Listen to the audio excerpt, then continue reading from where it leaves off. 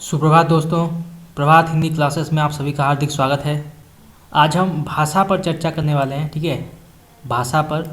तो आप सब ने आकृति मूलक वर्गीकरण के बारे में सुना होगा। ठीक है, आकृति मूलक वर्गीकरण, इसके अनुसार भाषा के कितने स्टेज हैं। ठीक है, कितने स्टेज में भाषा को डिवाइड किया गया है, इस पर आज हम चर्चा करेंगे। ठीक है, बहुत ही ज़्यादा महत्वपूर्ण टॉपिक है ये। ठीक है, तो एग्ज़ाम में आ सकता है।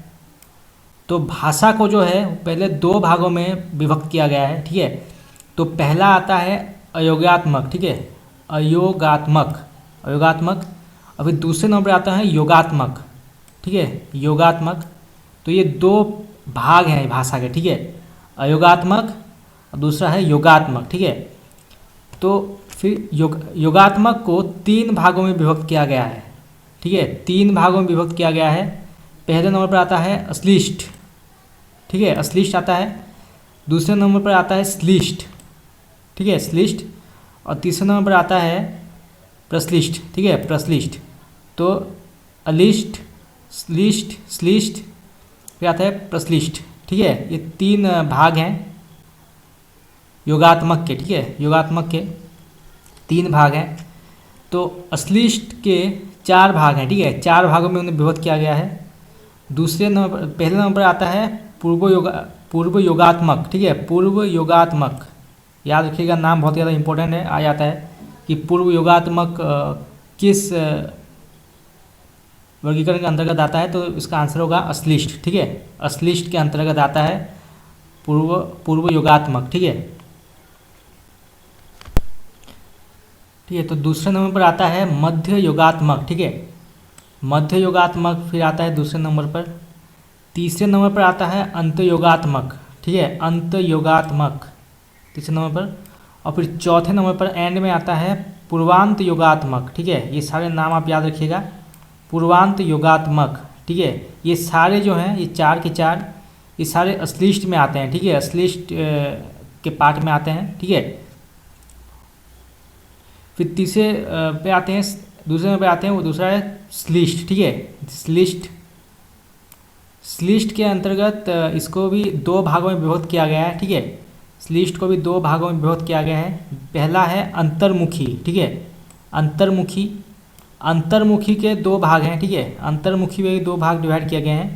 पहला आता है संयोगात्मक। ठीक है, संयोगात्मक, संयोगात्मक। ठीक है, और फिर दूसरा आता है वियोगात्मक। ठीक है, वियोगात्मक। तो अंतर्मुखी के दो भाग हैं, पहला है संयोगात्मक। ठीक है, और फिर दूसरा है वियोगात्मक। ठीक है, ये नाम याद रखिएगा, बहुत इंपॉर्टेंट है।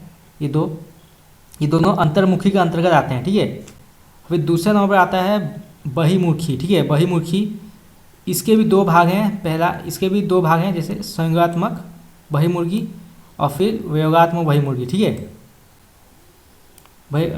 संयोगात्मक बहिर्मुखी, वियोगात्मक बहिर्मुखी। ठीक है, और फिर ग नंबर पर प्रश्लिष्ट। प्रश्लिष्ट को भी दो भागों में विभक्त किया गया है। पहला है पूर्ण प्रश्लिष्ट। ठीक है, पूर्ण प्रश्लिष्ट। और फिर दूसरा है आशंकिक प्रश्लिष्ट। ठीक है, आशंकिक प्रश्लिष्ट। ये दो महत्वपूर्ण नाम है, याद रखिएगा। ठीक है,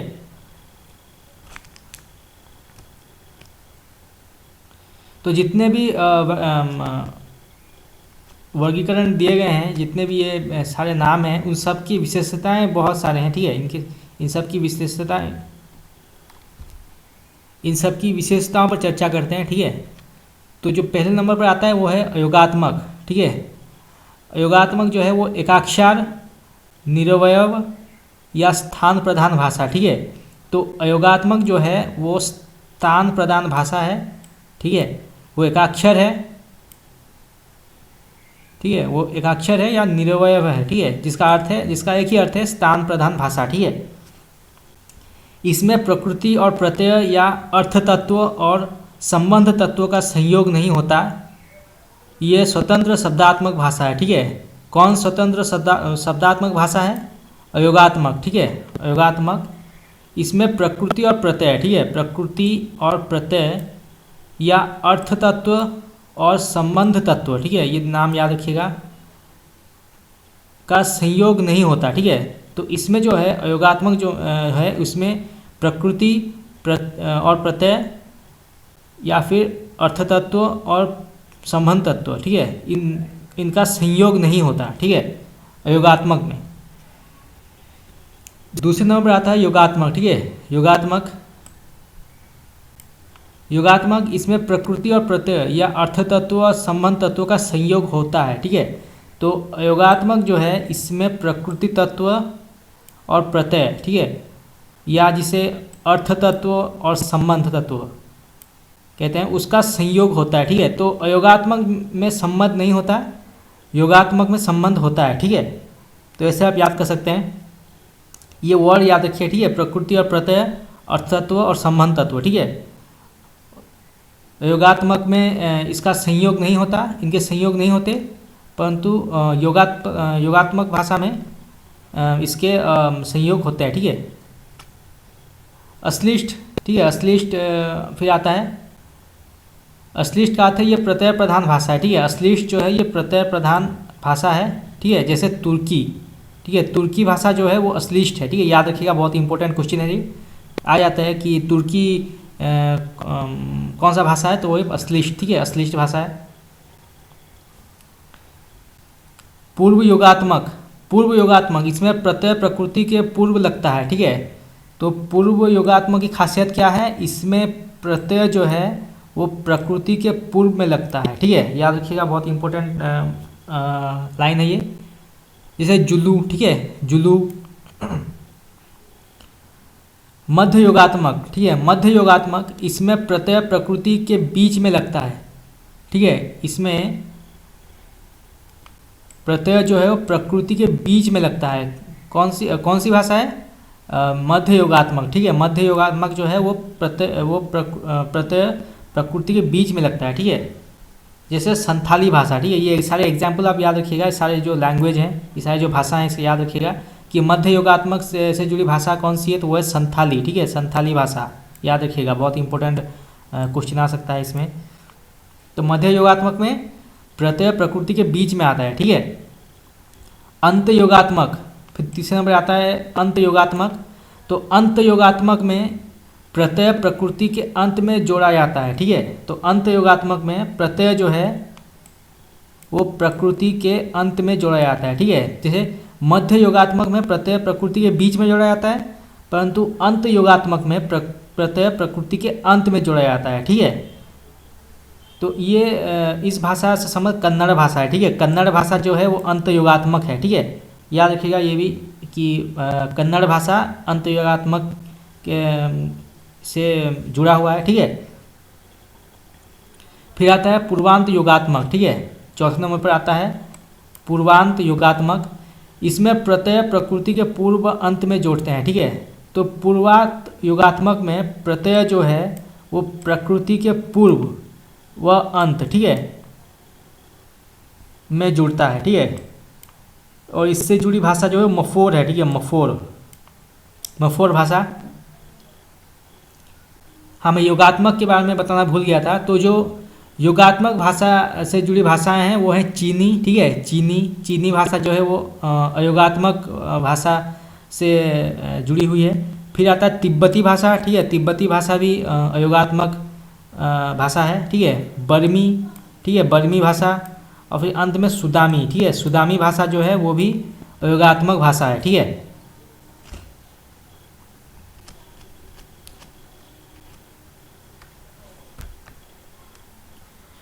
फिर दूसरे नंबर आता है श्लिष्ट, ठीक है, हमने पढ़ा था श्लिष्ट, ये देखिए ख नंबर, श्लिष्ट भाषा। तो श्लिष्ट भाषा क्या है, इसमें प्रकृति और प्रत्यय घनिष्ठता से मिले होते हैं, ठीक है। इसमें प्रकृति और प्रत्यय दोनों जो है वो बहुत घनिष्ठता के साथ मिले हुए होते हैं, ठीक है।